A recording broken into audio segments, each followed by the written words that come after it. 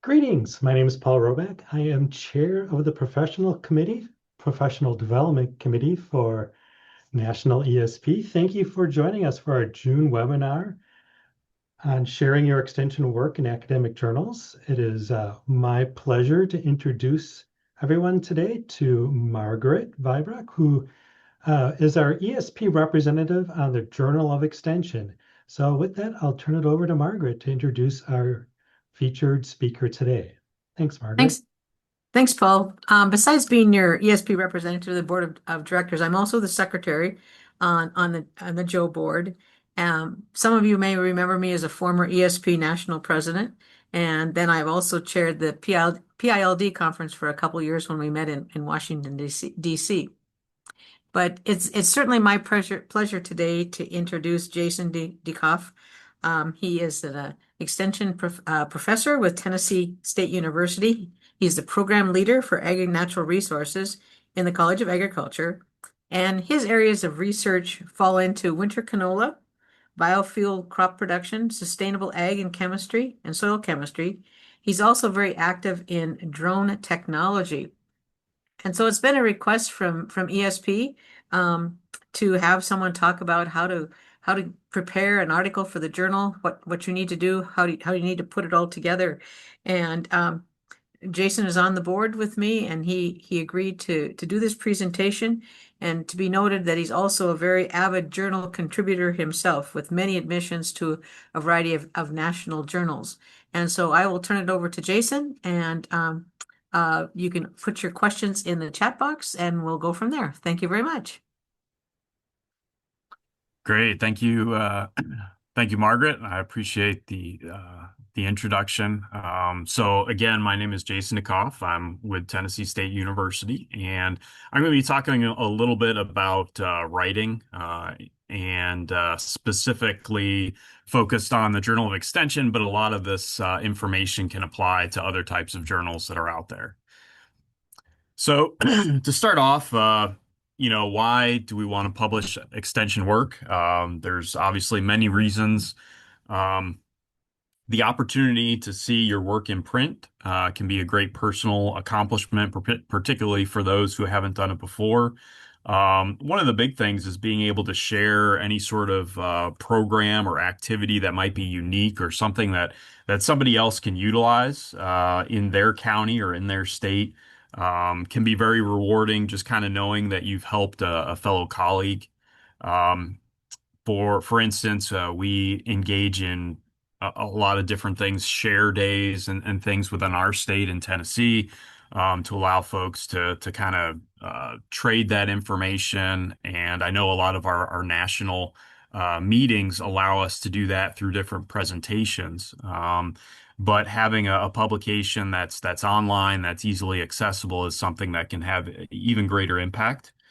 And then, of course, there's also the performance appraisal and promotion side of things, depending upon the institution or the extension system that you're involved in. Those are typically looked at as something that's important, whether it's for promotion or tenure, as you move through your career. So one of the main points I want to get across is that the extension work that folks are doing is valid scholarship. So I know a lot of times when we're thinking about publishing, we think about research, we think about a lot of data, but a lot of the things that folks are doing in the county, in the state, are definitely things that are valid for publication. And I definitely think that I try to empower people to think about publishing the work that they do. So even a county agent can publish some of the work that they're doing in the Journal of Extension. They don't necessarily need a specialist to be involved. They can do that on their own with some of the unique programming that I've seen before. So a little bit about the Journal of Extension. It's been around for a while, since 1963. We conduct publications, usually about 4 issues per year, and that's on a rolling submission basis. So essentially, there's no deadlines for submissions. You can submit those anytime. And one of the recent changes is that we used to be a part of Clemson University Press. We were kind of published through them, but now we've kind of taken more ownership of our journal by directly partnering with Digital Commons for not just the journal itself, but also for the website and the job board that we also maintain. And so that gives us an opportunity to kind of be in more control of the process. And that's a great thing for us and also for our contributors. And then the last thing, of course, is the access. Anybody can access the Journal of Extension. You can download articles, you can read articles, but you can also publish articles for free. And I think that's one of the real benefits, especially when we're talking about extension, because I know those county budgets can be tight and it can be difficult to pay additional fees for things. And so that's what's nice about Journal of Extension is that it does have that opportunity where there is no fee involved. So these are some of the article categories that are part of Journal of Extension, and you can see that they're divided up based on whether they're peer-reviewed or editor-reviewed. Essentially, with the peer review side, the article will go to the editor, and the associate editor will then distribute that article to at least two reviewers. And you can also see that this table is divided up by the maximum word count. So it ranges from 5,000 words for a feature article all the way to 1,250 words for a tools of the trade article. The two that I'm going to kind of focus on in some of the things that I'm talking about is going to be the ideas at work, which is the 2,000 level mark, and then the tools of the trade. These are some of the ones if somebody's never really published before, this is a really good thing to kind of focus on. And it really relates to a lot of the things that people are already doing in their county or in the state. So I'll specifically talk about these two, like I mentioned. So, for example, the ideas at work, that was the one that had a maximum word count of 2,000 words. In this case, we're looking for any articles that relate to programs or activities that you've done that are kind of unique. Maybe it's a program or activity that you developed yourself, or maybe it's something that's existing out there that you kind of put your own spin on.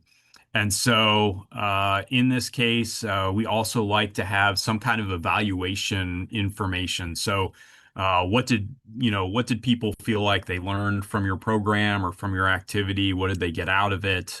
Some of that impact information is going to be important for an ideas at work article. The example that I have here is from a Journal of Extension article published last year, focused on evergreen products training, which is kind of a unique topic. And you can see just from the abstract there, they identified, you know, what they did for that training, and then they also talked about some of the impacts or results as it related to that training that they held.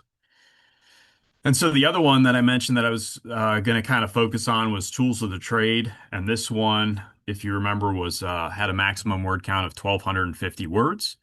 And in this case, it's a little bit shorter, and the reason for that is because it's not necessarily going to have a lot of evaluation information. You're essentially going to focus on a tool, and it can be an existing tool that's out there that you've kind of um, focused on using it for extension, or it could be a tool that you develop specifically. But the tool itself doesn't have to be heavy technology-based tool. It can be something that's very simple that can be useful. So the example that we have here is actually from here in Tennessee. So Dr. Sneed developed a tool that could be useful for agents or educators in working with farmers to allow farmers to think about their customers, what sort of questions to think about in relation to the customer needs, where they can meet that customer. And so it wasn't, an app or anything like that. It was just kind of a series of questions that this agent or educator could work with the farmer. And so with the tools of the trade, essentially you're describing that tool. If you created the tool, you might describe a little bit about how you created it, but essentially you're going to talk mostly about the tool and how it can be applied to extension. All right, so the with respect to writing, we're going to kind of switch gears a little bit and focus in on that. As you begin to write, there's a number of things that you want to keep in mind. First, you want to choose what it is that you want to write about. So I mentioned before that you want to try to focus on something that's going to be a little bit unique. Um, and you also want to focus on something that maybe you are passionate about because that's going to make the writing itself a little bit easier. The other thing you want to do is is kind of look at different journals and see what types of articles they publish and how it fits with what you're thinking of doing. So a lot of the examples that I use here are Journal of Extension, but of course we've got our society journals, our association journals that could be a good fit. And there's a number of different types of extension focused journals that, maybe for whatever reason may fit better with some of the things that you're thinking of doing. You also want to identify different articles that are related to the topic that you've chosen. You'll use that information when you're writing your background or your introduction information. That's going to come in really handy. And then, depending upon the article category that you're going to choose, you might need to get IRB approval before publishing any sort of evaluation data. So I mentioned the ideas at work, you're going to have evaluation data for that. And so that would require some IRB approval. And I'll talk about that a little bit more in the next slide. And then lastly, and probably most importantly, is really setting aside some time to write. We're everybody's pretty busy, and so it's difficult to find the time to write unless you actually schedule it. And so it could be something, like 1 to 2 hours per week, and that could allow you to make some progress and to really focus on that topic and the writing process and be able to move forward across a time period to be able to get that done. So, as I mentioned, Institutional Review Board or IRB approval, this is one of the things that can sometimes be, can get an article rejected if there is no IRB approval that's identified. So, essentially, anytime that we're working with humans, we have to get IRB approval. And we're not doing any, medical testing or anything like that. And so the IRB approval process is definitely a little bit easier since we're working with, some general surveys, collecting some evaluation data. It's generally considered exempt, but it still requires that review by IRB. And so um, now you might be thinking, well, I've already done a program, I've already collected data, so I guess I can't do this. But that's not the case. There is another process that you can use with IRB that you can get approval for, and it's called secondary data analysis. So if you've already collected the data and you weren't originally planning on publishing it, there still is an option to be able to do that. You just need to go through this process with IRB called secondary data analysis. And so every institutional review board is going to be a little bit different. Each institution has its own IRB, and so depending upon what institution you're a part of, that's going to kind of dictate, the process itself. But in general, they're going to want to know, they're going to want to see the survey, of course. They're going to want to know kind of how the survey was conducted, know what the population was that you surveyed, because there's a definite difference between a youth population and adult population. There's a difference between an incarcerated population and the general public. So they kind of want to know that information before they grant approval and make sure that, things are done as well as possible as it relates to some of the processes that IRB has. So one of the one of the things I recommend is finding somebody at your institution that's gone through this process before, because that'll make it a little bit easier. A lot of times these processes are online, which can definitely make it easier. A lot of institutions also have their own kind of workshop or fact sheet on how to submit something to IRB. But it might seem daunting, but in general, my experience is that it's not really very difficult. It doesn't take a whole lot of time. It might take 2 to 4 weeks depending upon the situation. But that's kind of just from my experience. But that's something to kind of keep in mind as you're going through, particularly if you're looking at using evaluation data, which a lot of these articles probably will. So, with respect to the writing piece, these are some of the common headings for articles that you'll see. This specifically relates more to the ideas at work category that I talked about, where you have an abstract, an introduction, methods, results, and implications. For a tools of the trade article, you're not really going to have results because you're not doing any sort of evaluation necessarily. You're going to talk about the tool. You might talk about how the tool was created. So there might be some methods information related to that. But the results piece is kind of going to be missing from a tools of the trade article.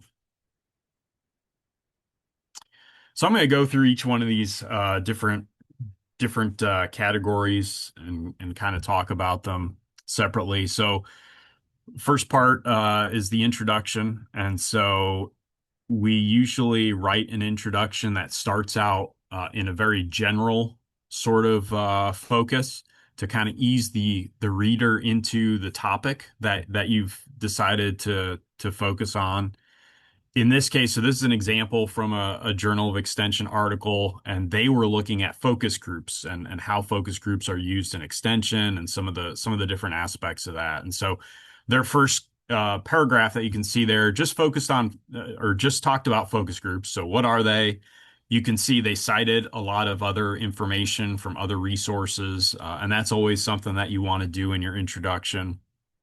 And then after they discussed what focus groups are, then they talked about a little bit more specifically, they talked about how they've been used. And then they continued on and they kind of identified what's wrong with them or what issues there are. And basically the biggest issue was that there weren't any studies in extension that really focused on some of those challenges or obstacles that people face. And so that was kind of the justification for writing this article, was really to be able to present some of this information. And so their final paragraph, they talked about what they were going to do, how they were going to meet that need that they identified. And so, of course, they were going to do that by sharing the challenges that were out there, as well as presenting strategies to overcome those challenges. So that's kind of a little bit of the results and implications for that study. So if we look at it, we can look at it like this, where again, we start out very generally and with questions like what are focus groups, and then we get more and more specific as we move through the introduction to that final justification, and then of course the objectives at the end, which is what the author or authors are going to do. What's the purpose of the article? So then, following the introduction, we generally have methods, and for methods sections, as you can imagine, there's going to be a lot of information in there related to the activity or the program that was done. What was done, when was it done, how was it done, all those kinds of questions, and you kind of want to think about it like a recipe book or a cookbook where you get really specific information. And the reason for that is because essentially you want people to take that information, to take your information and apply it in their county or their state. So the more specific you can write it, the easier that's going to be for them to be able to kind of do the same thing that you did. And so, like I mentioned before, this fits with the ideas at work category pretty well with the tools of the trade. You might, if you created the tool, you might talk about how you created the tool. You might talk a little bit about how you implemented the tool in extension. Those would be kind of the methods as it relates to that kind of an article category. And then, of course, we've got our results, which we're gonna share. We're gonna summarize the data. We're also going to make the data easy to read by putting them into tables and figures. And it's always a good rule of thumb if you've got a table or a figure, you don't necessarily have to write everything in the text that's in the table. You don't have to kind of regurgitate everything. You can highlight certain things that are important from the table or figure, but you really don't need to re-itemize everything that's in there. And then lastly, and probably the most important thing is some sort of implication section. And this is really where you're going to tell the reader, what is the benefit of this? How is this going to help other extension agents or educators or specialists? How can they implement what you did? And so that, like I said, that's a really important piece to the whole article, whether you're talking about any of the articles that I mentioned previously. And then lastly, as far as the main sections go, we've got the abstract, and typically the abstract is at the beginning of the article, but we tend to write it at the end just because it's really a succinct summary of the whole article itself. So once you've written the whole article, it's a lot easier to summarize it afterwards. And so the abstract is broken up in some of those sections that I already identified. So this is an example from a Journal of Extension article where they were looking at immersive 360 technologies. And so the first part of their abstract was really the introduction. Okay, they pulled some information from their introductory material, and then there was a sentence in there related to specifically the methods, what they did, how they implemented it. And then lastly, their last sentence there was focused on the results and implications of the study. So, depending upon the type of journal, they're going to have requirements for the abstract. For the Journal of Extension, it's 100 word maximum. So you really have to be kind of creative. You want to make sure that you put everything in there that you want to put in, but you don't go over that 100 word requirement. And also, you want to try to write your abstract so that it's interesting, so that it's got all the interesting information in it that would make somebody want to click on it and open up the larger article and read it. And so that's something to keep in mind too. Try to have a good title, a good abstract, and then that'll lead people into your article a lot easier.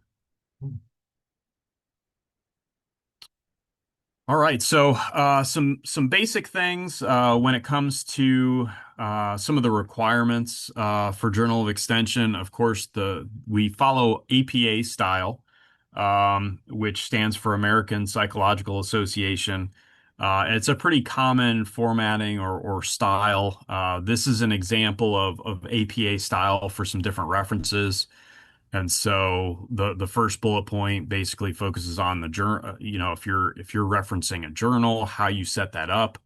Um, and then the second bullet point is for a website. And typically for websites, we like to focus on something that's got a .edu or .gov, just because it's a little bit more robust when it comes to the research-based information that they usually have, as opposed to like a .com. And then the third bullet point is a book reference.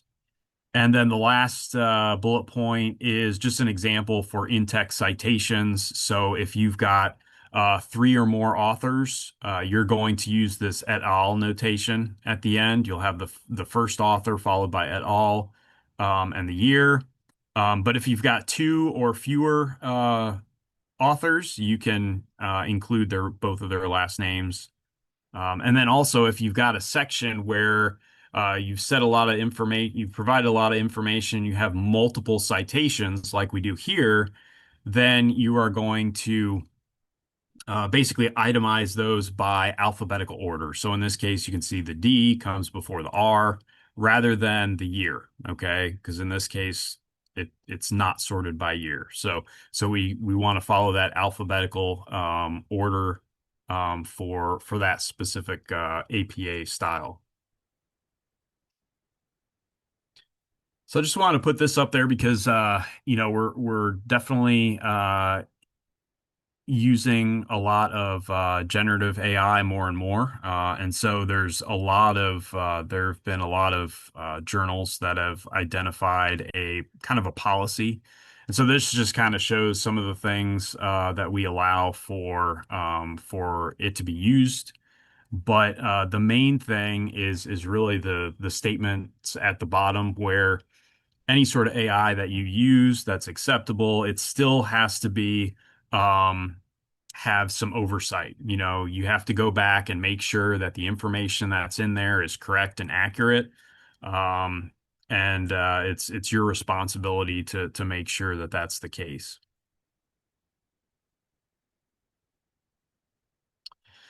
Okay, so just some additional tips and submission guidelines. I think the first bullet point I already talked a little bit about. You know, when you use tables and figures, you don't have to regurgitate everything in there in the text.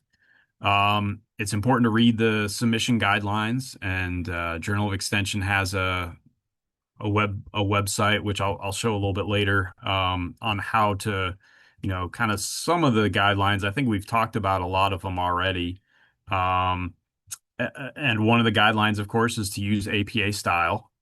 A lot of times that will be a reason why a manuscript gets rejected is because there's just no APA style or it's not written to any extent in that.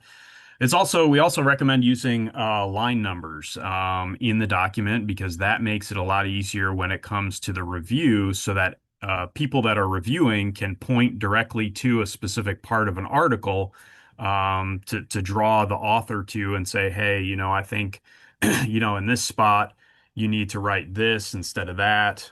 Makes it a lot easier in that process. We also require folks to anonymize their manuscript so that nobody knows who wrote it. We like to have that blind process so that the reviewers aren't going to know who the author is. So, if you say something was done in a certain state or at a certain institution, you'll just leave those very generic and you won't actually name the institution itself or the state itself. Um, and then that last bullet point, I can't stress that enough. Have people look over your manuscript. At least one person, but it's better to have multiple people because you get multiple perspectives.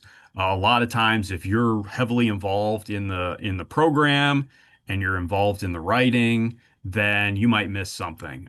There might be something that somebody else can see that you don't. And this definitely comes into play when we're talking about the methods.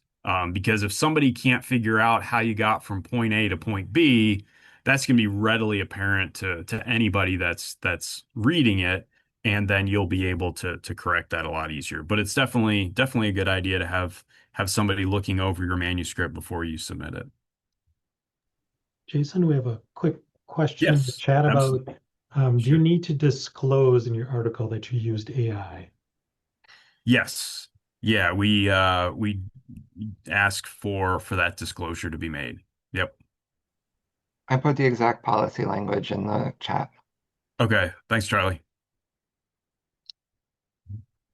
So I'm going to go ahead and talk folks through the submission process just to show it's not really anything that's too major.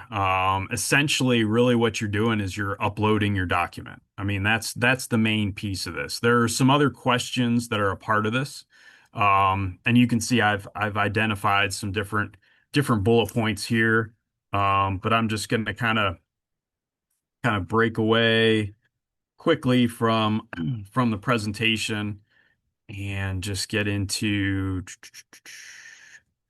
the uh, the Journal of Extension submission site. So are you able to see that? I just wanted to check. Yes, we can. Thanks. Okay, perfect.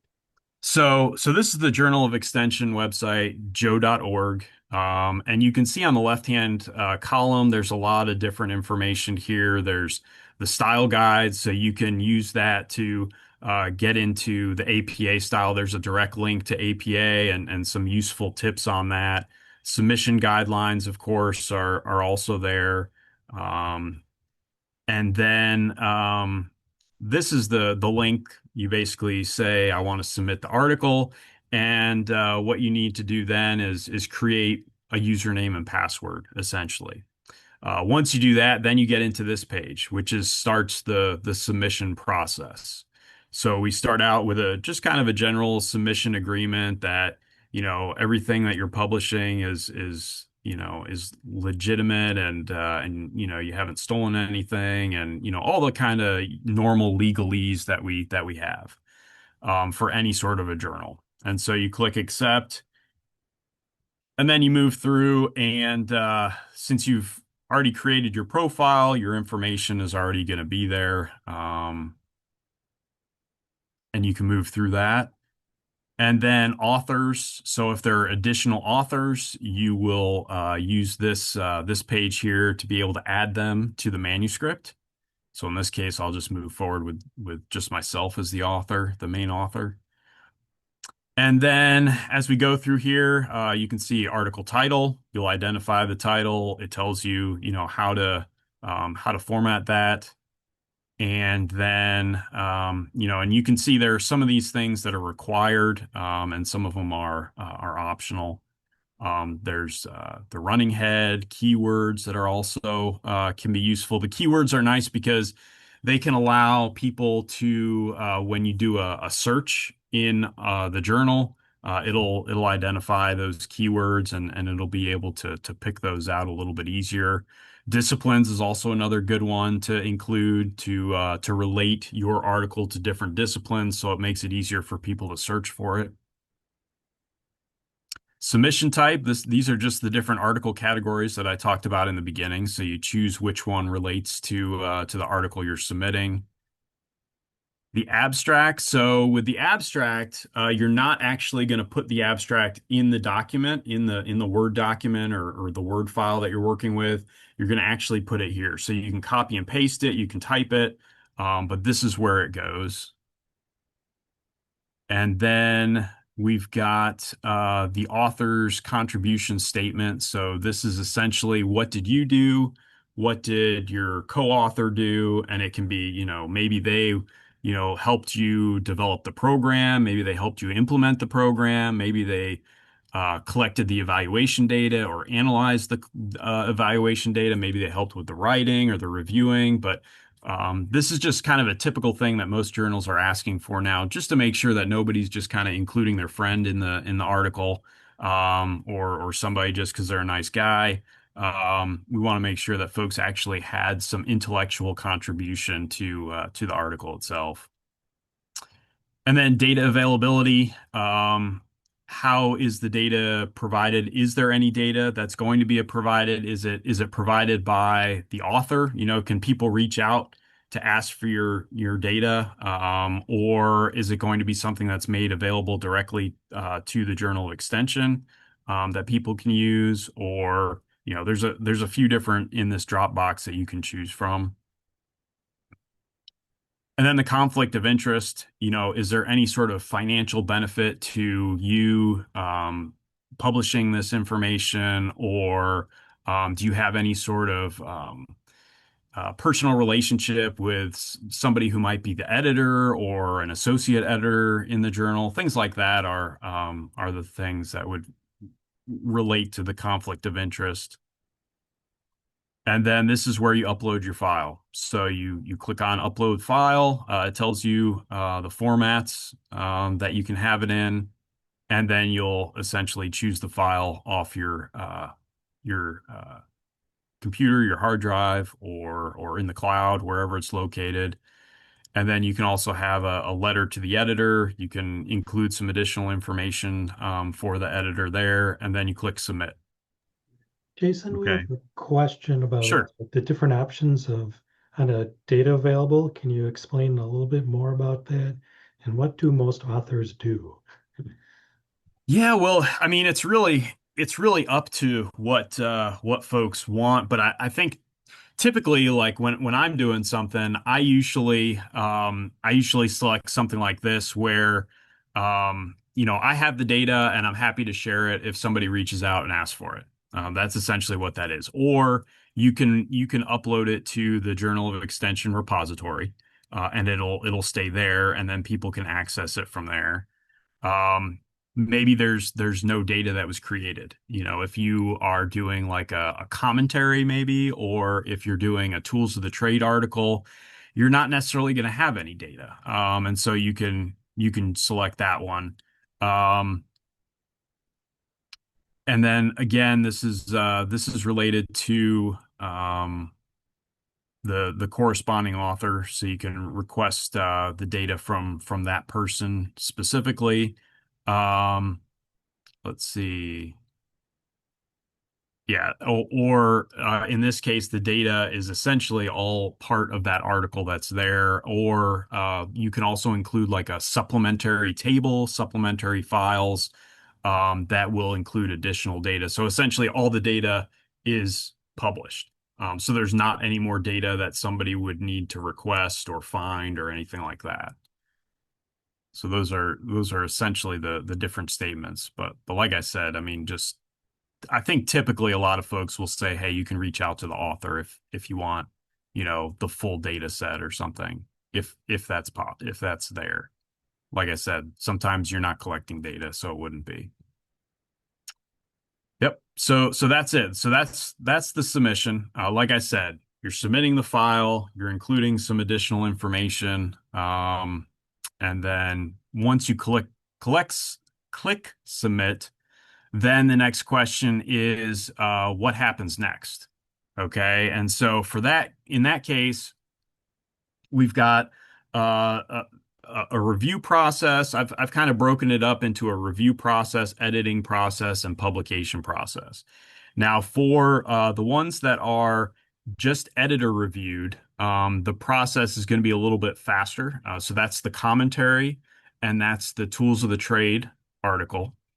And so basically, the review process will just be between the senior editor and the author.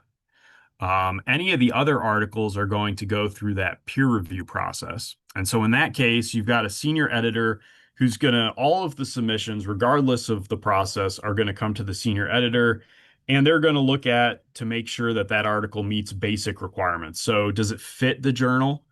Is it something that's totally different from what the journal is focused on?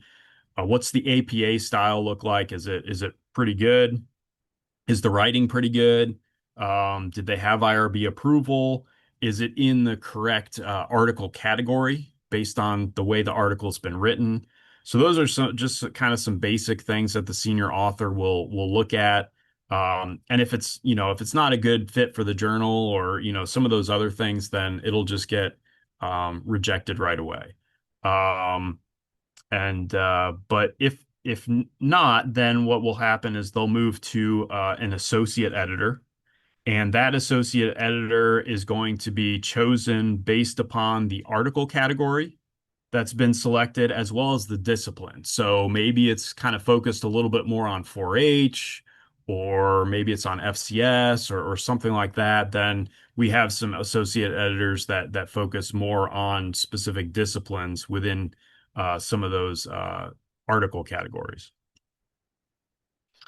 And so then what happens is the associate editor is going to identify at least two reviewers, and those reviewers have the option to accept, to edit or review the manuscript, or they can reject. They can just, for whatever reason, if they don't have time or whatever, and then that associate editor would find another reviewer.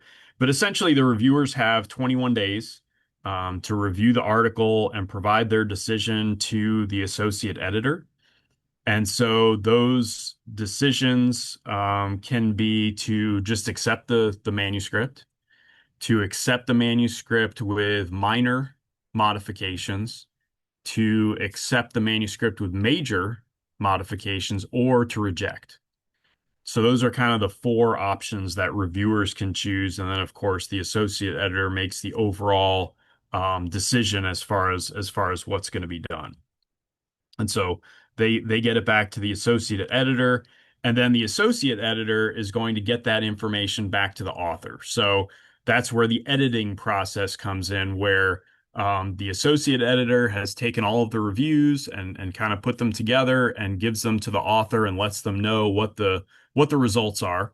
And then the author is going to go through and they have 3 months in order to respond to the changes that were suggested. So they'll either make the edits, or if the author feels like, those edits don't really fit with kind of the focus of our article, or they don't, if they feel like it doesn't fit for whatever reason, then they can respond and just give, a good explanation for why they didn't make those changes and provide that information.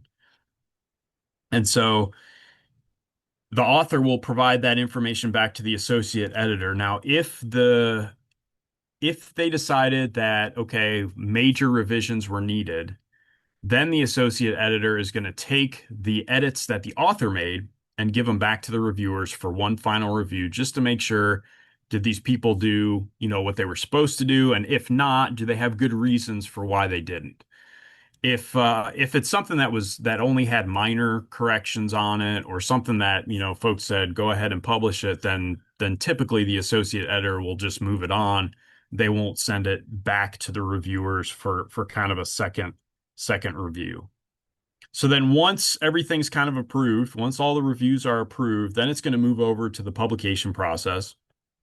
And in that case, you have a copy editor who is going to make formatting changes um, related to the style, making sure that it fits the APA style and everything. And they usually do that in about 1 to 2 weeks. Um, and then that gets approved by the author to make sure that none of the changes really affect the overall work that they had, their manuscript. And then once those are approved, then it goes to a typesetter. And essentially, the typesetter is going to give it that look of a published article. And the journal sets the standard as far as what it should look like. So if you pull up an article from the Journal of Extension, it should look the same. Now, obviously, we've had some changes over time, but within the same issue or within the same year, all those articles should have kind of the same look. And it's usually, a more professional look than, a typical Word document would have. And then when it's in that typesetting phase, it's considered in press, and there's just, one final look by the author to approve it, and then it gets published. And so the way we work, as soon as something gets approved, it gets put on the website. We don't wait until we have a certain number of articles and then we publish an issue on the website. The way we're doing it now is we're doing these rolling publications where we just put it out there as soon as it's ready, which makes it a lot easier for folks to see. People can read it a lot faster, and it just makes sense with our digital age now too, since we're not working with hard copies. All right, so that kind of takes me to the end of the webinar. Just some things to kind of reiterate: that extension agents and educators engage in scholarly activity, which you can definitely publish. You can definitely publish on your own, and that's going to be useful for the cooperative extension as a whole. It's going to be able to allow us to share that information and make it easier for everyone to provide programming and to be able to make those impacts across the country. Very important to schedule time to write. That's really the only way you're going to be able to get something written, is to have that schedule down, because a lot of things come up. And so if we kind of keep some sort of a schedule, we'll have a better chance of getting something done. And then following the guidelines, that's one of the biggest reasons why, something might be rejected, is that folks that submitted an article didn't follow all the guidelines that were there. So feel free to reach out, look at joe.org. There's a lot of resources on there with helping you to to set up your manuscript, the different guidelines to follow, the style, all that good stuff. Also, see me as a resource. My information is there. If you have any questions about, an article or, an idea for an article or how to write something or you want somebody to look something over, just definitely keep me in mind. And the last thing, there's a QR code there. It's for a survey related to the webinar because I like to try to do these writing seminars for different groups, and so your input is going to be really useful for me to be able to continue to make this something that's useful for everyone. So with that, if there's any questions, I'm happy to take those.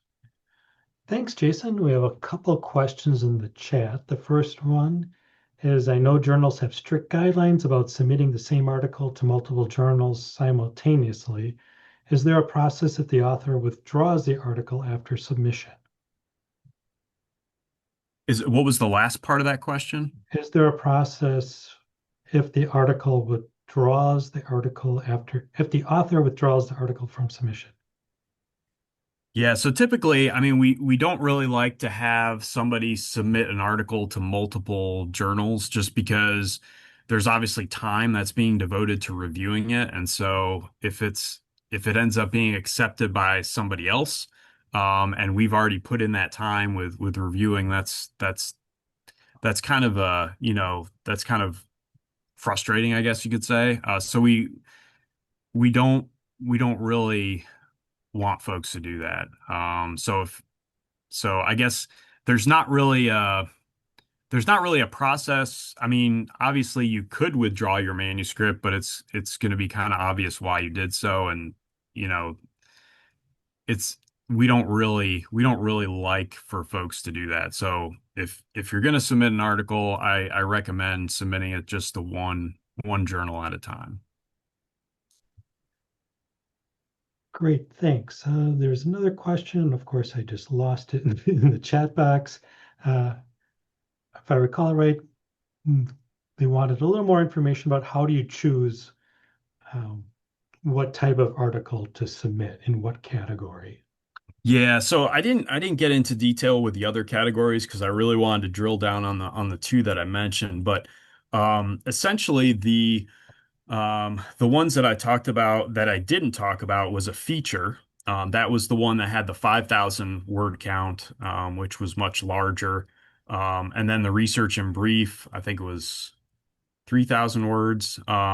So it kind of decreases by scope. So with a feature article, it's going to be more broad based. It's going to be focused maybe on more than one state. It's going to focus on maybe have a greater focus across extension as a whole rather than focus specifically on one program area. And then as you get lower, like the research and brief, maybe that's focused on, a state rather than, a larger region. And then the ideas at work can be focused on a much smaller sort of area as long as you've got a good number of folks that are, evaluated that show that, there's some impact to your program. So it's kind of the scope of what you're looking at that's going to decide what type of article. As you can imagine, something with a greater scope is going to need more words. You're going to need more space to kind of explain the different things that you did or the different results that you had. Thanks, Jason. Sure. We also had a question about how do you choose between different journals. Hmm. One piece of advice that I had always been given is uh, start reading journals and start reading Yeah. the articles to get like a feel for Hmm. the type of articles they accept, and then determine whether or not what you're working on, what you're considering writing about, aligns with that journal. I don't know if you have any other tips to use. Yeah, no, that's a good one. Just reading is really going to be that is going to give you that information. A lot of times journals will have things broken out by like what I showed with different article categories, and they might provide a description of those different categories. So somewhere on their website, you might be able to find some of that information. But otherwise, I think that yeah, looking at a whole host of different journals and kind of reading articles, getting a sense of what they require, what they look for, that's probably your best option. Thanks. Another question came in. You talked about the process of what happens when you submit, Mhm. but is there a timeline? Like once you submit, what's the typical timeline to publication? Yeah, well, that's a good question. And so, it really depends, of course, on the article category that you're submitting for. Some of the ones that are editor reviewed are going to be a lot shorter turnaround time because you don't have the reviewers involved. Sometimes it can be difficult to find reviewers, which takes a little bit longer. Also, the authors, depending upon how quickly the authors get it back and get kind of their side taken care of. It's going to have some uh, some difference in how long it takes. Right now, we're working through a backlog of publications that we've kind of built up just through um, the transition period between working with Clemson University Press and moving to Digital Commons, and then also with the looking at the accessibility piece. We wanted to make sure that before we started publishing articles on our new website with Digital Commons, that we had the accessibility figured out so that when that becomes the official mandate, then our articles are set and we don't have to go back and make any new changes after that. So I know that's kind of a long statement, but we're working on trying to get those a little bit faster. I mean, typically in the publication process, it can take from, when somebody submits to when the article's published. Um, it can take, 6 months to a year, depending upon the situation. And that's kind of true for a lot of journals. There's some journals that do it very fast, but I'm also very concerned about their reputability. But for the most part, a reputable journal is going to take some time to be able to do a good review and to publish it. I think, Jason, one comment to add on to that is when you hear back from the journal about changes that you need to make, the Mhm. longer you sit on that, the longer it takes your article to get published. Because it kind of Sure. goes to the bottom of the heap if you don't respond in the reasonable length of time that they're putting out to you. Yeah, yeah, definitely. I'd say do all you can to make sure that you're watching for their email and you're responding to their email to reduce that time as much as possible, for sure. So, Jason, we've been getting a lot of praise in the chat box for you and appreciation for your presentation. Well, So, thanks. thank you Appreciate for it. that. Yeah, happy to do And it. then we have another question about, do you have a recommended expiration date on data? How long is too long to wait to publish research? Yeah, that's a good question. So I kind of think about it in two different buckets. So there's one where, it's a program that can be done kind of anytime, anywhere, and it doesn't necessarily change a whole lot. I think that data, you can publish that data as long as that program is still viable, as long as it still makes sense for somebody else to host that program or to hold that program. I don't think that there's an expiration date necessarily. It's when we get into stuff that's really focused on technology because there's always new technology and especially with AI and different tools like that. If it's something along those lines, then I definitely say that needs to be within a year or two at the most because it does change pretty rapidly right now. But something that's, kind of a more standard program, maybe it's something that doesn't involve a lot of technology. I think you could have a longer expiration date with something like that. Thanks. So we have time for one more question here, and it's from Derek. Are theory or conceptual articles encouraged or should they be specifically data-driven? That's a good question. I think there's some opportunity for maybe theory or conceptual articles in the commentary section that we've got in our categories. Um, for the most part, a lot of the categories do require or do lean into some form of data.